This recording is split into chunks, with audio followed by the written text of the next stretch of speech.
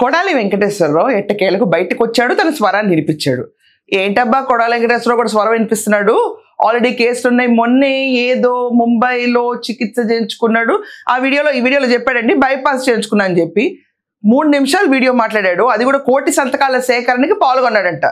అసలు కొడాలి వెంకటేశ్వరరావుకి ఎక్కడ మెడికల్ కాలేజీల గురించి అవగాహన ఉండదు, ప్రైవేటైజేషన్ గురించి అవగాహన ఉండదు, ఎప్పుడు బెదిరించడము, డబ్బులు దోచుకోవటము, పథకాలని మిస్యూజ్ చేయటము, ఇష్టం వచ్చినట్టు మాట్లాడటము, మనకి మినిస్ట్రీ పదవి ఇచ్చింది పిచ్చి బూతులు మాట్లాడినందుకు అప్రిసియేషన్ బిరుదు కింద చాల్వా కప్పటము లాస్ట్ టైం. ఇంతకు మించి వీళ్ళకి అభివృద్ధి అన్న వర్డ్ స్పెల్లింగ్ కూడా రాదు. వీళ్ళ పుట్టుక టీడీపీ నుంచి మొదలైంది, కానీ పొలిటికల్ గా అస్సలు వీళ్ళకి 1% కూడా సిలబస్ అంటే పట్టని అట్టర్ ఫెయిల్ అయిన పొలిటికల్ స్టూడెంట్స్ వీళ్ళు. టీడీపీ పార్టీ చాలా మంది పొలిటీషియన్స్ తయారు చేస్తుంది, చాలా మంది పైకి వెళ్ళిన ఉంటారు, కానీ దాంట్లో అసలు లీస్ట్ అండి ఎన్ని ఎగ్జాంపుల్ పెట్టినా ఫెయిల్ అవుతాడు చూడండి.